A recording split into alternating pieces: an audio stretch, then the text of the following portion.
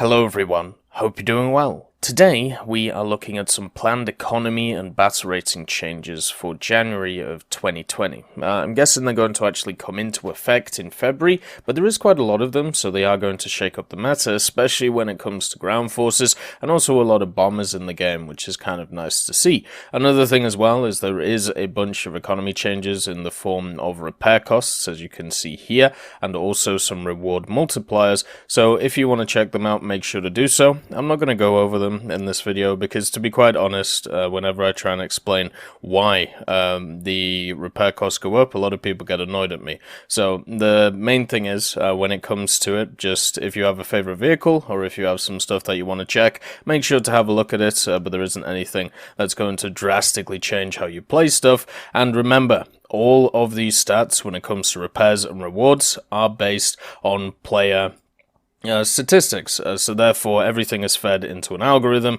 Once the algorithm spits out the numbers, there you go, that's what you see. So if a vehicle is going up in repair costs, that generally means that it's doing better than it was before, yada yada yada, all that good stuff.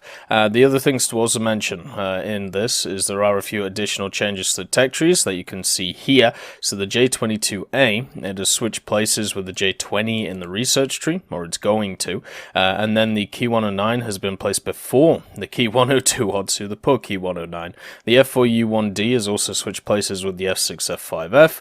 The M42, so the Duster, has been moved to rank 4, and the M163 has been moved to rank 5. What are they at right now, actually?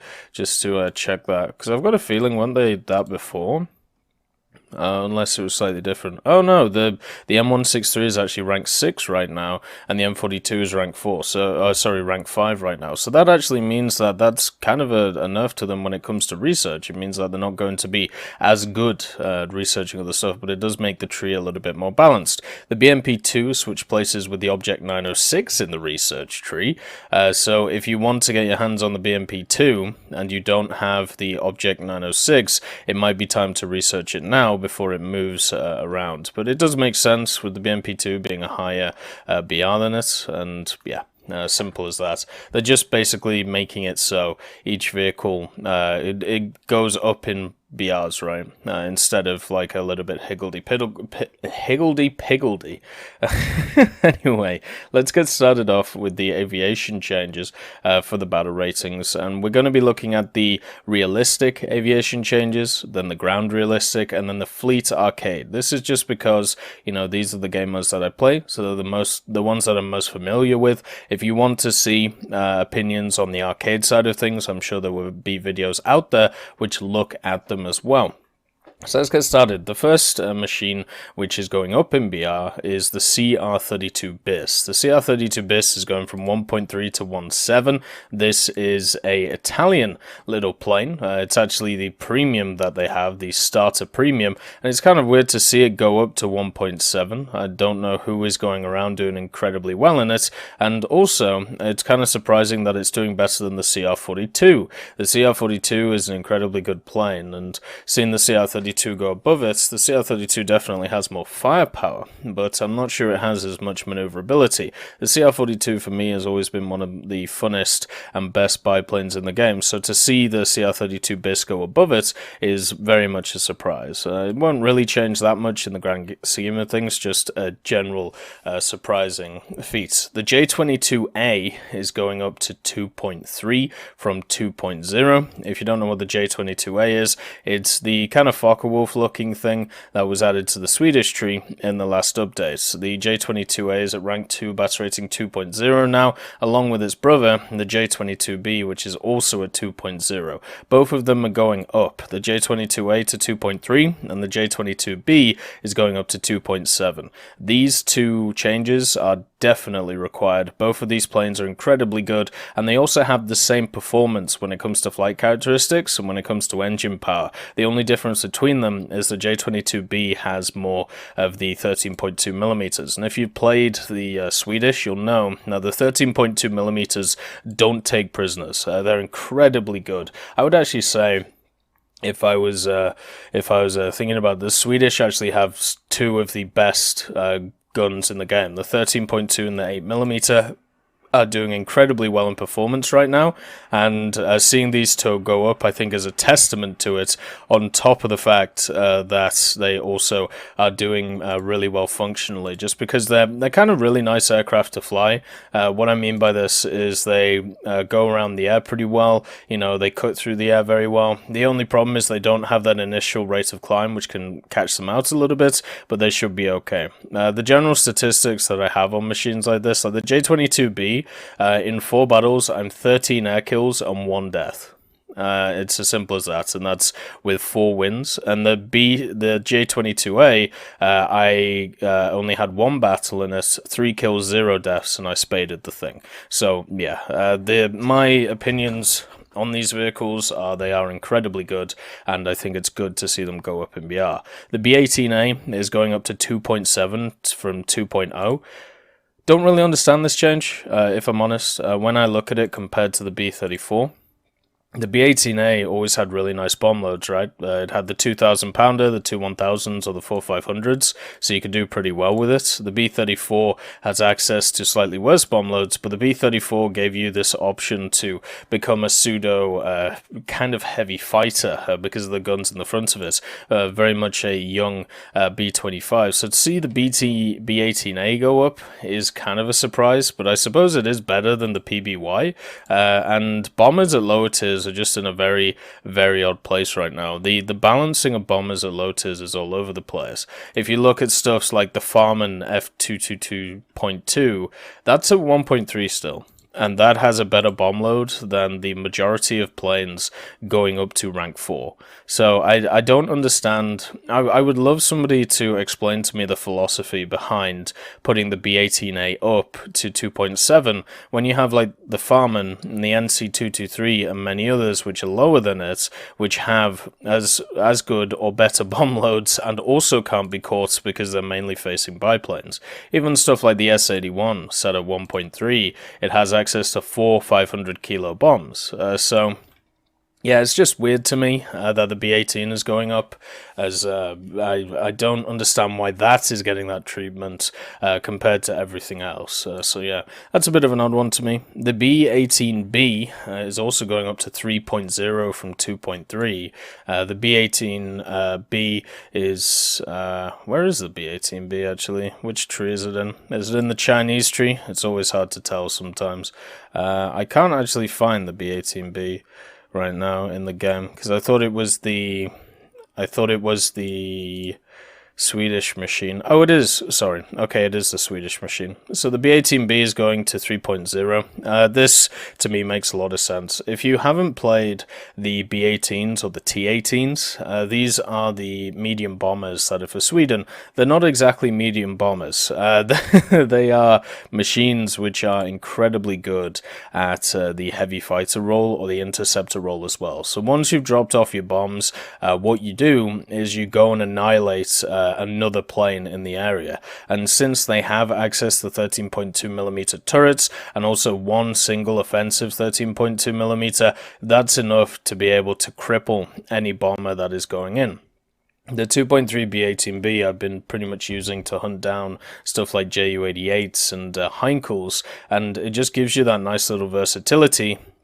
That is something which is, you know, really nice to see out of a bomber. It isn't just something which can go nuke 2 bases. Instead, what it is after you've dropped the bombs, you're actually able to go and, go and do other stuff on the battlefield instead of just going back to the, airfield. So seeing this go up in BR isn't a surprise to me. It's kind of interesting to see it go up in BR, but not the B-18A, because the only real difference between them is the secondary armaments that the B-18A has, and I don't think that should be a 1-0 difference. I would actually have put up the B-18A to 2.3 and the B-18B to 2.7 personally, but I do agree that the B-18B has to go up in some way, and also the T-18 should have a look in as well.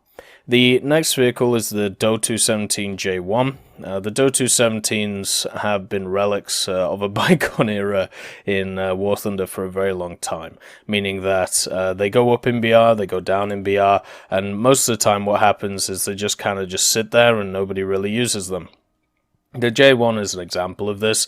It is one of those rank 1 2.7 machines, which is very odd. It's got a lot of guns in it. You know, it's got 420s in the nose, plus 4792s, and then it has 2 turrets as well. It also gets a bunch of bombs on top of it in the form of 50 kilos. But the thing is, because of how the DO-217 works in the game, meaning that it is really heavy, and the engines, especially the lower tier ones, do not have the power to be able to turn or be able to keep energy through a turn. You just end up being outturned by a lot of better machines than you, and also you can't get up to the level at which bombers are at, so therefore you can't do that. So you have to go after ground targets, but you don't have very good guns or very good belts to go after ground targets, so you're just stuck in this weird heavy fighter role when you don't have enough maneuverability as a heavy fighter. If you compare it to like the bow fighter or the Key 84,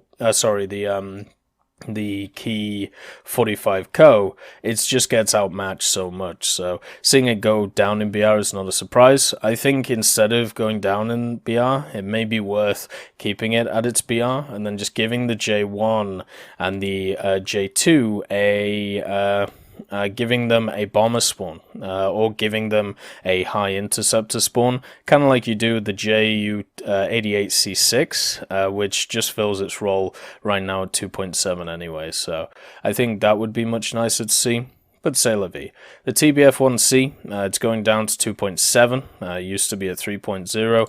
My guess this is predicated on people using it in stuff like arcade or realistic naval battles, because the TBF is completely useless in a realistic, and when it comes to ground realistic, I suppose it has 4 500 kilo bombs on it, but there's no point in really taking it because stuff like the A36 exists, and the A36 with all of its 50 cals can pen the majority of stuff that you find at that BR that you fight. You know, a lot of German vehicles, the 50 cals actually go through the roof, and they go through the driver's hatch of the Panzer IVs and the Panzer IIIs. So you can actually just keep killing tanks over and over again with A36s, and also have, you know, that fighter component. So there is obviously a better vehicle to use at 3.0. So to see a drop in BR, I think it's good. It still is a similar BR to stuff like the Corsair, and you can do the same thing in the Corsair as you can the A36, but from a naval point of view, at 2.7 naval, let's see what you can actually run it with. Maybe this will help it out a lot. Yeah, you can, I suppose you can run it with the Elcos instead of the other Elcos, so that means that it gets a little bit of a buff. Maybe people use it a little bit more now. It also has a really nice torpedo on it, but overall, I can understand why it goes down, because it's one of those bombers which is kind of stuck between metas, right? Like, it's not a bomber that has a heavy bomb load. It's not a bomber that can be really used to kill other bombers. It's just kind of stuck being okay at everything, and also as a naval thing. So yeah, I can understand that. The G4M is going down to 2.7 from 3.0. It's another bomber which, once again, it doesn't really have a bomb load which you can be proud of.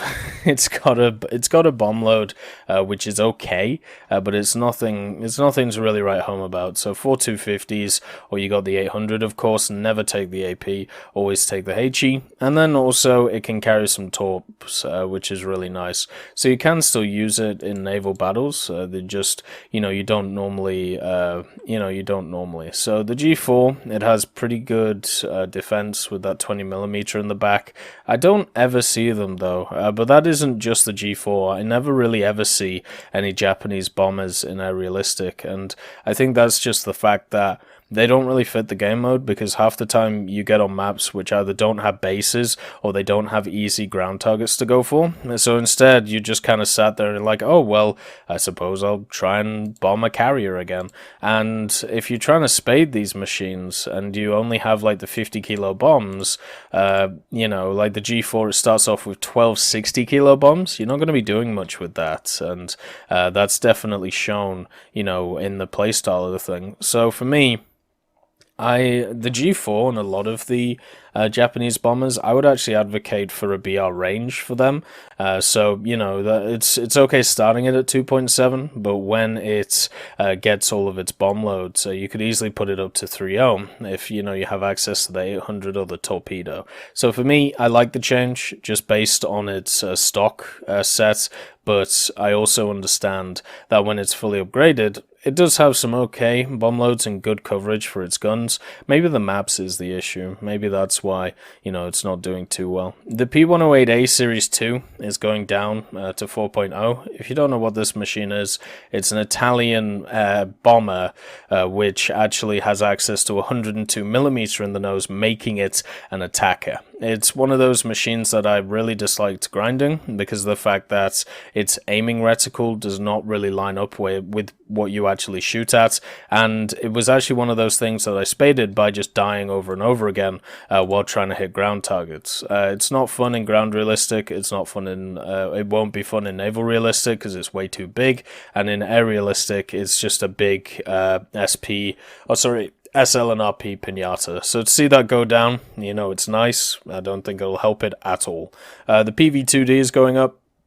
The PV2D is one of those multi-role bombers I was talking about before, that it's able to get off, obviously, all of its bombs, or you can bring MGs and just go after other bombers. It was one of those hard counters to something like BV238s back in the day, and I'm sure it'll keep that way. You know, it'll still be used as that. And generally, it's a pretty fun machine. Now it has access to tiny TIMs, which is lovely, and also 6 1,000-pound bombs. So don't ever, you know, don't ever think that the PV2D won't be able to do something. It definitely has the options to do so, and also for such a large machine, it definitely maneuvers pretty well. The only thing you've got to think about with it is if you're in something like ground realistic, it's quite a large target to hit, same as in naval, but in air realistic, obviously that isn't too much of an issue. It also has good coverage from its guns, so yeah, I can understand why this thing goes up. And it also goes up alongside the BV238. So the BV238 is finally getting a BR increase after so many years of being insanely broken. And I know a lot of people see that as controversial. The BV238, if you run it in a 2, 3, or 4-man, has the ability to be able to just win the game in the first 5 to 10 minutes. And it's the same issue with the ME264, the Grief, the B29, the TU4. Not so much the TU4 anymore, but the other ones are definitely true. So the BV238 with its bomb load of 20 250 kilo bombs plus all of its turrets over it, it's very hard to not trade 1-for-1 for this in this machine, meaning that when somebody attacks you, you can take them out, or even 2-for-1, and at the same time it has that extra ability to be able to drop its bombs or go after other stuff. It's definitely taken a hit recently, but that's only because the Swedish were added alongside stuff like the T-18s, and the T-18s are really good bomber hunters. But now that the BV has gone up in BR, I hope this means in air realistic it won't be such a plague on British and American teams which don't have the aircraft which even spawn up there. 3.7 now, it puts it firmly in range of stuff such as the P61, even though it's still higher than it, stuff such as the Brigand, which is also coming down in BR, and a bunch of other stuff which hopefully will be able to deal, you know, with these machines. But it's still one of those things where, well, if I spawn into a match and I have a high altitude interceptor, okay, it can go deal with the BVs. If I don't, then it can just win the game in 5 to 10 minutes. So it's a matchup issue a lot of the time with the BV238, but I'm happy it goes up because that means that 2.3s don't have to face it and just die, because you can't get up to its altitude because it has so many engines, it's faster than you, and even if you do get up there, it has all the turrets in the world to annihilate you. It also means that this can stop stuff like BV238 flyers to going to space. Will it stop them? No, of course not, but it makes it a little bit harder. The Key 109 once again goes down in BR. The Key 109, of course, the Japanese plane with the big old donk gun in it, the 75mm. Only has 15 shells, of course. You could put this thing at 2.0, it would still be useless. It's just one of those planes that I suppose if you want to spade it, go ahead and have fun, but it's never going to be useful. You know, it's never going to be meta. It's never going to be something that you have to worry about. They did give it a historical AP shell, so you know, have fun, have fun with that, and go pop some tanks. But yeah, it's one of those things where it doesn't really need worth mentioning, because you could put it at any BR and it'd still be crap. The next one is the F4U1D at 3.3, so that's been lowered once again. The Corsairs are weird. I really like the Corsairs. They're really good planes, especially the first one and also the captured Japanese one, just because it complements the team really well. But the Corsairs, I never enjoy flying, but when I look at stuff like KDs and win rates, they're always doing pretty well, on at least my stats. And I think the reason is because the Corsair, it takes a little bit more time to set up than a lot of other planes. So you're pretty much just sat there a lot of the time, not really doing a lot, and just kind of climbing while your team is engaging. And especially if you don't have the engine upgrades, you just kind of wait until the battle's over, and then you go in and then you clean up. And if you're good at cleaning up and stuff like the Corsair, which, you know, it isn't too hard to do, but if you're good at it, then you can do really well. But a lot of the times that isn't going to happen. Now, a lot of the times you're just going to be sat there and you're not going to be able to clean up. So for me, it's not really a surprise to see it go down, just because of the fact that it does take that extra time to set up. But as I said, my stats tell a different story to what I think about the machine. So we'll have to see if this change makes any difference. The boomerangs go down once again. They're going down to 3.0. I think this is a good change. The boomerangs really suffer in realistic, just because they don't have powerful engines at all, so they just get jumped on by every BF-109 and Focke-Wulf in the world. They've definitely been power creeped hard when it comes to the changes that have been made out of the game, so to see them go down I think is positive. They are really fun aircraft in arcade and also in realistic, but just understand you're going to have to do a lot of defensive flying to be able to stay alive. I'd just like to thank Ambrosius McClellan, B. Young, Blackie, Chris Giltname, Daniel Stanton, Jay Wilt, John Ryman, Martinez, Moxie, Super Cacti, Trigger Hippie, Eugens Terry, and also Elove Goat and Samuel Slick for supporting the channel.